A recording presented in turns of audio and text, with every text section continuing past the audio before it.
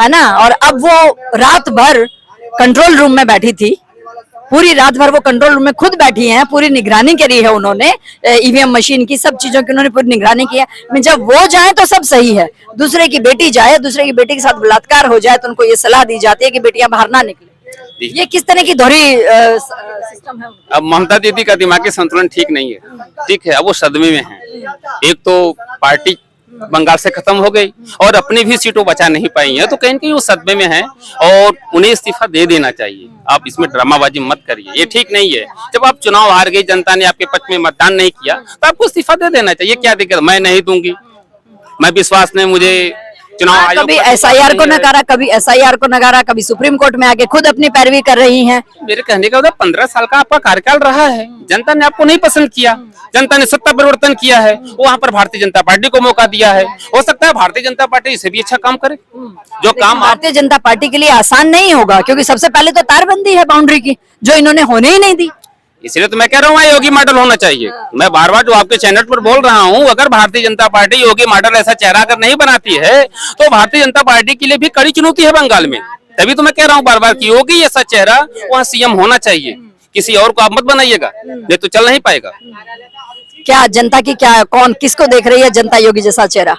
योगी जैसा चेहरा तो बहुत है, भी देखते हैं मोदी जी क्या करते हैं, जो उनके पार्टी के राष्ट्रीय अध्यक्ष जी हैं, वो क्या डिसीजन लेते हैं। खेमे में कमी नहीं। योगी जैसा चेहरा तो हर कोई स्टेट चाह रही थी, एमपी ने भी चाहा, राजस्थान ने भी चाहा, हरियाणा ने भी चाहा, लेकिन वहाँ हम देख सकते हैं सीएम किस तरह से काम करते हैं। पत्रकार महोदय, हमारे पास तो एक ही योगी है जो उत्तर प्रदेश को संभाल रखा है, और जब से उत्तर प्रदेश में आदित्यनाथ योगी जी महाराज जी की सरकार बनी है, 10 साल का कार्यकाल इनका पूरा होने जा रहा है। आपने देखा उत्तर प्रदेश में एक भी दंगा नहीं हुआ, और अखिलेश यादव जी की सरकार में रोज दंगे होते थे। कहीं न कहीं कानून व्यवस्था कंट्रोल करने में अखिलेश यादव जी फेल रहे। अगर अखिलेश यादव जी ने अगर अच्छा काम किया होता तो आज वो भी सत्ता के अंदर होते। तो कहीं न कहीं कमियां उनके अंदर थी। जिस काम महाकुंभ देखा हमने, 44 लाख लोग जिस तरह से वहां स्नान किए, जिस काम को अखिलेश यादव जी नहीं सुधार पाए, उसी काम को तो आदित्यनाथ योगी जी महाराज जी ने सुधारा है। गुंडा राज खत्म किया, माफिया राज खत्म किया, और यही चेहरा है। एनकाउंटर की रीत भी चलाई। देखिए, अगर गलत, देखिए हम कहते हैं कि एक चीज बताइए पत्रकार महोदय, जो आदमी क्रिमिनल है, माफिया है, डकैत है, अगर उसके घरों पर बुलडोजर चल रहा है तो क्या दिक्कत है? अगर किसी का पर्सन अगर वहां गिरफ्तार हो गया है तो वो सीधा गुहार लगाते हैं कि बस अब हमारा बंदा वापस नहीं आएगा। ये हाल हो गया योगी सरकार। देखिए कहीं न कहीं देखिए आप बड़ी अच्छी पत्रकार हैं, और ग्राउंड लेवल पे आपकी रिपोर्टिंग बहुत अच्छी है, और आपका चैनल जो है पूरे भारत में देखा जाता, तो कहीं न कहीं कानून का भय होना चाहिए। आप देखिए, हमारे उत्तर प्रदेश में अगर मैं 11 बजे रात में भी अगर उतरूं, तो मैं अगर पैदल भी चलूं तो किसी की हिम्मत नहीं मेरे मोबाइल पर हाथ लगा दे, क्योंकि उत्तर प्रदेश में बाबा जी की सरकार है, अखिलेश यादव जी की सरकार नहीं है। तो कहीं न कहीं कानून व्यवस्था को आदित्यनाथ योगी महाराज जी ने सुधारा है, कानून व्यवस्था को पूरा टाइट कर रखे हैं, तो क्या दिक्कत है? बंगाल में भी योगी ऐसा चेहरा होना चाहिए। मैं बार बार केंद्र में बैठे मोदी सरकार से कहना चाहता हूँ कि आप योगी ऐसा चेहरा बनाइए, और ऐसे लोगों को बनाइएगा जिनकी छवि अच्छी हो, उनके ऊपर कोई ऐसे केस न हो। तमिलनाडु, आसाम, केरला, वेस्ट बंगाल, हमने पुदुचेरी, हमने सारे देखे। केरला तो चलिए ठीक है, आप लोगों का उतना निगरानी नहीं था, बट 3 आपने सीटें ली हैं, एक अच्छा खाता वहां पर 3। रुकिए, क्योंकि भारत का अगला सबसे बड़ा इन्वेस्टमेंट हब तेजी से बन रहा है, धोलेरा स्मार्ट सिटी, जहां आ रहे हैं semiconductor projects, international airport, global companies, और इस फ्यूचर ग्रोथ मिशन का हिस्सा है अंतरा ग्रुप एवं OICCI ओएसिस ग्रुप।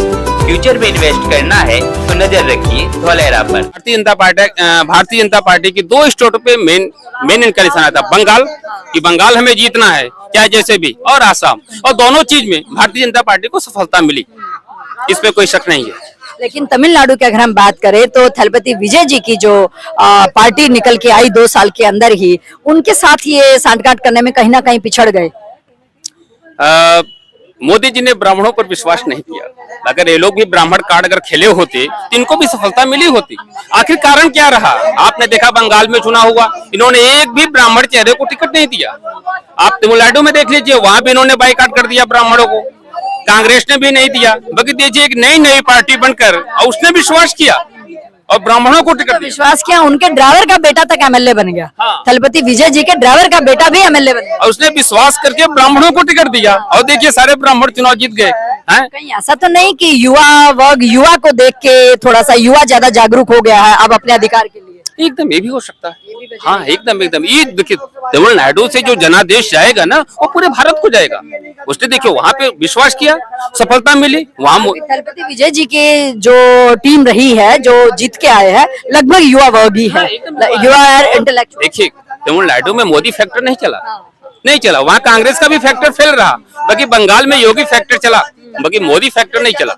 बंगाल में चुनाव जीत के कांग्रेस अलायंस के साथ वहाँ सरकार बना रही है तमिलनाडु, तो कांग्रेस को हल्के में नहीं ले सकते। रुकिए, क्योंकि भारत का अगला सबसे बड़ा इन्वेस्टमेंट हब तेजी से बन रहा है। धोलेरा स्मार्ट सिटी, जहां आ रहे हैं semiconductor projects, international airport, global companies, और इस फ्यूचर ग्रोथ मिशन का हिस्सा है अंतरा ग्रुप एवं OICCI ओएसिस ग्रुप। फ्यूचर में इन्वेस्ट करना है तो नजर रखिए धोलेरा पर।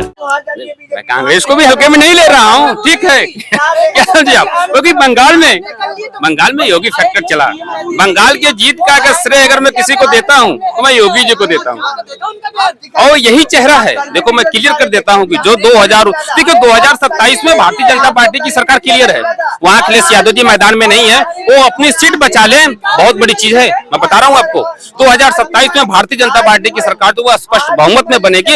इस बार उत्तर प्रदेश में 400 पार है योगी जी, नहीं रोक पाएंगे लोग, क्योंकि मायावती मैदान में है नहीं।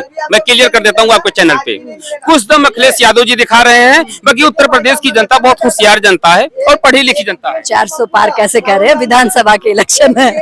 हाँ होंगे।